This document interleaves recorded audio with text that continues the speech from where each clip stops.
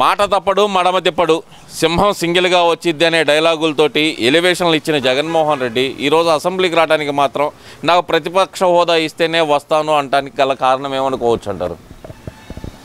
ఆయన మాట తప్పాడు, మడమ రోజుకు 100 సార్లు వెనక్కి తిప్పుతూ ఉంటాడు.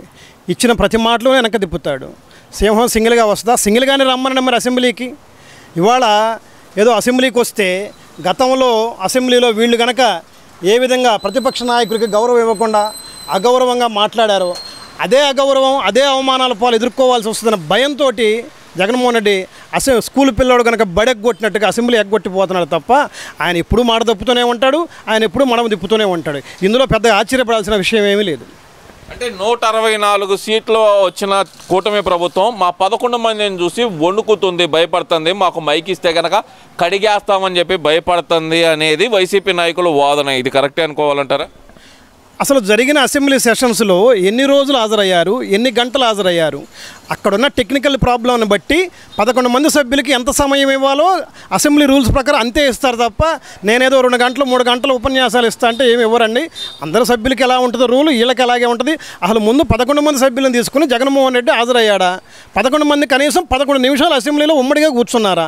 దీని మీద జగన్మోహన్ రెడ్డి మరి ఆత్మపరిశోధన చేసుకోవాలని తెలియజేస్తున్నాం. మరి ఎందువల్ల అంటారు? ఇప్పుడు ఒక పక్కన బయట మీడియాలో మాట్లాడుతూ ఆయన చెప్తుంది ఏంటంటే ప్రజా సమస్యలు పట్టించుకోవడానికి ప్రభుత్వం సిద్ధంగా లేదు, అందుకనే మాకు ప్రతిపక్ష హోదా ఇవ్వట్లేదు అంటున్నారు కదా. మరి వీళ్ళు పోరాటానికైనా వెళ్ళొచ్చు కదా. మరి ప్రజా సమస్యల గురించి అవగాహన ఉన్న ప్రతిపక్ష నాయకుడు అయితే ఖచ్చితంగా ప్రజా సమస్యల పట్ల ఒక్కడున్నా సరే అసెంబ్లీకి వెళ్ళి పోరాడచ్చు. ఈయనకు అసలు అవగాహన లేదు, ప్రజా సమస్యల పట్ల చిత్తశుద్ధి లేదు. కేవలం ఏదో మెళ్ళో ఒక ఆభరణం లాగా మాజీ సీఎం అనే పదం తగిలించుకున్నాడు, ఏదో కొంత మెజారిటీతో గెలిచి పులివెందుల ఎమ్మెల్యే అనిపించుకుంటున్నాడు తప్ప ప్రజల పట్ల కానీ ప్రజా సమస్యల పట్ల కానీ ఈయనకు చిత్తశుద్ధి లేదు. ఈయనకి అవన్నీ ఉంటే రమ్మనండి, అసెంబ్లీ ఎన్ని రోజులు ఉంటే అన్ని రోజులు అసెంబ్లీకి వచ్చి హాజరయ్యి తన యొక్క నిజాయితీ నిరూపించుకోమనండి, తన ధైర్యాన్ని నిరూపించుకోమని చెప్పి మేము సవాల్ చేస్తున్నాం. మీడియా ముందర మాట్లాడతాను, దానికి అసెంబ్లీలో సమాధానం చెప్పాలి. ఈ వాదన అసలు ఎలా చూడాలంటారు? ఏమండి, అసెంబ్లీ అనేది టైంపాస్కి పెట్టుకున్నదో కాదు, కాలక్షేపానికి పెట్టుకున్న సినిమా హాలో కాదు. ప్రజా సమస్యల పట్ల మాట్లాడటానికే అసెంబ్లీ పెట్టుకున్నారు. కనీసం మీ పులివెందుల నియోజకవర్గం గురించైనా సరే ఆయన మాట్లాడటానికి ఆయనకు కొంత హక్కు ఉంది. కేవలం ప్రతిపక్ష హోదా ఇస్తేనే వస్తాను అనుకోవడం అంటే ఏ వంక దొరకనోడు డొంకే వంక అన్నాడంట. అలా ప్రతిపక్ష హోదా ఇస్తేనే వస్తానని కానీ పులివెందుల ప్రజలు నిన్ను అసెంబ్లీకి ఎన్నుకున్నారు. పులివెందుల సమస్యల పట్ల ఎప్పుడైనా మాట్లాడా? ఈ సెషన్స్లో అయినా సరే వచ్చి మాట్లాడి తన రాజకీయ నిజాయితీ నిరూపించుకోవాలని తెలియజేస్తున్నాం.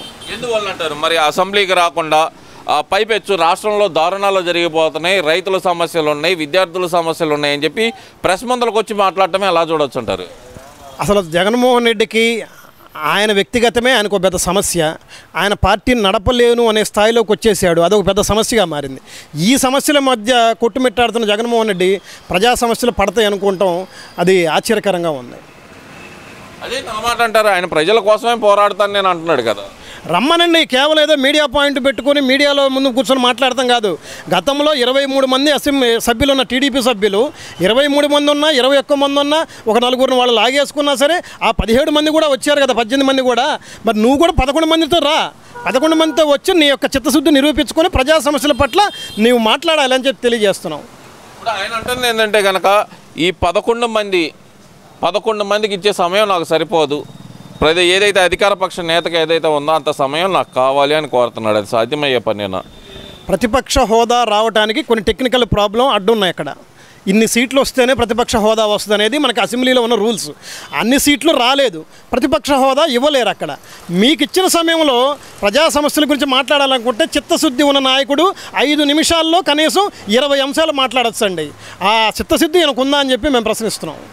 చిత్తశుద్ధి నాకుంది కానీ ప్రభుత్వానికి లేదు, ప్రజల గొంతు వినడానికి సిద్ధంగా లేదు ప్రభుత్వం అంటున్నాడు కదా చంద్రబాబు నాయుడు గారు. ఇవాళ అన్ని అసెంబ్లీ సెషన్స్ మీరు చూసుకోండి, ప్రతి అసెంబ్లీ సెషన్స్లో ప్రతిరోజు ఖచ్చితంగా అసెంబ్లీకి హాజరయ్యాడు ఆయన. మీరు ఎన్ని సెషన్స్కి హాజరయ్యారు? రాలేదు ఆయన. ఒక్క విషయం దాని గురించి కూడా మాట్లాడుతూ చంద్రబాబు నాయుడు అసలు అసెంబ్లీకి రాలేదు, నా ఎదురు పడలేదు ఎప్పుడు, ఒకవేళ ఎదురు పడినా కూడా ఏ రోజు ఆయన నోరు తెరిచి మాట్లాడలేదు. పైపెచ్చు అసెంబ్లీలో ఏం జరగకపోయినా సరే బయటకు వచ్చి కళ్ళబొల్లి ఏడుపులు ఏడ్చి నాటకాలు ఆడాడు అంటున్నాడు కదా. మరి ఏమండి, 25-30 ఏళ్ల క్రితం ఈ అబద్ధాలకు కొంచెం చోటు ఉంది. ఎందుకంటే అసెంబ్లీ లైవ్ లేదు 25-30 ఏళ్ల క్రితం. కానీ గత 20-25 ఏళ్ల నుంచి అసెంబ్లీ లైవ్ ఉంది. చంద్రబాబు నాయుడు అసెంబ్లీలో ఎన్ని గంటలు కూర్చుంటున్నాడు, జగన్మోహన్ రెడ్డి అసెంబ్లీకి అసలు ఎప్పుడు హాజరవుతున్నాడో ప్రజలందరూ చూస్తూ ఉన్నారు. అన్ని మీడియా, ఎలక్ట్రానిక్ మీడియా చూపిస్తుంది, ప్రింట్ మీడియాలో ప్రింట్ అవుతుంది. ఇంకా అబద్ధాలు ఆడి ఎవరిని మోసం చేస్తాడండి ఆయన? అబద్ధాలను ఎలా చెప్తారు? ఆయన చాలా కాన్ఫిడెంట్గా చెబుతుంటే చంద్రబాబు నాయుడు దొంగేడు ప్లేట్ చేయడు, అసలు మేమేం అనలేదు అసెంబ్లీలో అని. చంద్రబాబు నాయుడు దొంగేడుపులు ఏడ్చారు, అది అయిపోయిన గతం. మీరు ఏదంటే ఆయన ఏడ్చారనేది వ్యక్తిగతమైనటువంటి ఆరోపణలు చేసి చంద్రబాబు నాయుడు గారిని అవమానించి ఏడిపించిన మాట నిజమే. అటువంటి దుర్మార్గపు చర్య చంద్రబాబు నాయుడు గారు చేయరు బాబు. జగన్మోహన్ రెడ్డి గారు మీరు ధైర్యంగా అసెంబ్లీకి వెళ్ళొచ్చు. మిమ్మల్ని అట్లాంటి పిచ్చి పిచ్చి వ్యాఖ్యలు చేసి చంద్రబాబు నాయుడు గారు ఏడిపించరు. చంద్రబాబు నాయుడు గారు అంత దిగజారుడు రాజకీయాలకైతే ఎప్పుడు పాల్గొండని చెప్పి మేము తెలియజేస్తున్నాం. ప్రజా సమస్యలపై పోరాటానికి నేను ప్రజల్లోకి వస్తానంటున్న జగన్మోహన్ రెడ్డి అదే ప్రజా సమస్యల గురించి అసెంబ్లీలో పోరాటానికి వచ్చిన ఇబ్బంది ఏమనుకోవచ్చు అంటారు? ఈయనకేంటండి కావాల్సింది ఓట్లు. ఏదో 4 పాదయాత్రలు చేస్తే ఓట్లు పడతాయన్న ఒక స్వార్థం తప్ప, ఆ పాదయాత్ర చేసే టైంలో కానీ అసెంబ్లీలోకి వెళ్ళి ప్రజలకు జరుగుతున్న అన్యాయాన్ని వివరించొద్దని చెప్పేసి ఎవరైనా చెప్తున్నారు ఆయనకి? ఈయనంతటి ఈయనే పారిపోతున్నాడు, ధైర్యం లేక. పిరికి పంద చర్య అంటారు, పిరికి లేక. అదే మాట, అసలు ధైర్యం లేదనే మాట ఎలా చెప్పగలరు? ధైర్యం ఉన్నవాడైతే ఇప్పటి వరకు జరిగిన అసెంబ్లీ సెషన్స్లో ఎన్ని చోట్ల పాల్గొన్నాడు, ఎన్ని నిమిషాలు పాల్గొన్నాడు? అసెంబ్లీ నుంచి ఇతను బహిష్కరిస్తారేమన్న భయంతో లాస్ట్ అసెంబ్లీలో జస్ట్ వచ్చి సంతకం పెట్టి ఒక 5 నిమిషాలు కూర్చొని వెళ్ళామంటే మామ అనిపించుకున్నాడు తప్ప ఈయనకు ప్రజల పట్ల కానీ అసెంబ్లీ పట్ల కానీ చిత్తశుద్ధి లేదని తెలియజేస్తున్నాం. లేదని ఎలా చెప్పగలరు? చాలా క్లారిటీగా, నేనైతే చాలా క్లారిటీగా అడుగుతున్నానండి. ఆయన మీడియా ముందర మాట్లాడుతున్న వార్తలు చూస్తుంటే కనుక రాష్ట్రంలో పూర్తిగా అశాంతి నెలకొని ఉంది, రైతుల సమస్యలు దారుణంగా ఉన్నాయి, గిట్టుబాటు ధర లేదనేది ఆయన ప్రధానంగా లేవనెత్తుతున్న అంశం. మరి అశాంతి అంటే ఏమిటండి? ఎవరైనా ప్రజానాడు వినిపిస్తే గత ప్రభుత్వంలో తీసుకెళ్లి జైల్లో వేసేవాళ్ళు, విలేకరుని వేసేవాళ్ళు. ఆ ప్రజానాడికి స్పందించిన ప్రజలను కూడా జైల్లో వేసి ప్రజలను భయభ్రాంతులు చేస్తూ రాష్ట్రాన్ని అశాంతి నెలకొల్పింది జగన్మోహన్ రెడ్డి. కానీ ఈ సంవత్సరన్నర కాలంలో ప్రజలందరూ ప్రశాంతంగా బతుకుతున్నారు, ప్రజలు తమ యొక్క నాడి వినిపిస్తున్నారు, సర్వస్వాతంత్రంగా ప్రజలందరూ బతుకుతున్నారు. ఇంకెక్కడ అశాంతి ఉంది? ఒక జగన్మోహన్ రెడ్డికే అశాంతి ఉంది తప్ప 6 కోట్ల మంది ప్రజలందరూ శాంతియుతంగానే బతుకుతున్నారని తెలియజేస్తున్నాం. ఈసారి అధికారంలోకి వచ్చేది మనమే, అందరూ లెక్కలు తేలుస్తా అనేది ఆయన మళ్ళీ రిపీటెడ్ వర్డ్. ఇదే వర్డ్ ఆయన ఎందుకు రిపీట్ చేస్తున్నారు? అసలు చంద్రబాబు నాయుడు గారిని అయితే ఏకంగా బయలు దూకు సావాలి అంటున్నాడు. అసలు ఇప్పుడు గత ప్రభుత్వంలో ఒక టెండర్ వేయాలంటే మా వాడు వచ్చాడు మేము టెండర్ వేస్తాం అని ఇతర టెండర్లు వేసే కాంట్రాక్టర్లందరినీ బెదిరించి పంపించిన సంస్కృతి జగన్మోహన్ రెడ్డిది.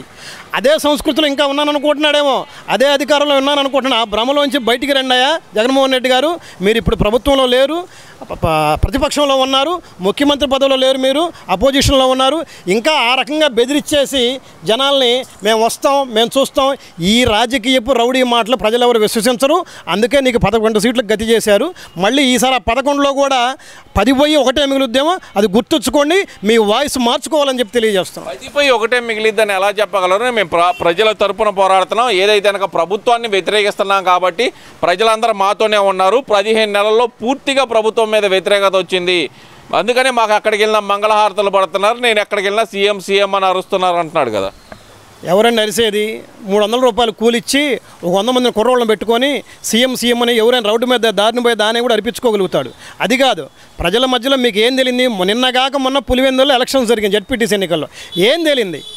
ప్రజలు 25 ఏళ్లుగా మేము పులివెందుల జెడ్పీటీసీ ఎన్నికల్లో ఓటేయలేదు, ఇదిగో ఇన్ని సంవత్సరాల తర్వాత మేము ఓటేసామని చెప్పేసి ప్రజలు తెలియజేస్తుంటే అది ప్రజానాడి, అది ప్రజా తీర్పు. ప్రజల్లో వ్యతిరేకత ఉందా ప్రభుత్వం పట్ల, అనుకూలత ఉందా అనేది ఆ ఒక్క ఉదాహరణని జగన్మోహన్ రెడ్డి గమనించాలని చెప్పి మేము తెలియజేస్తాం.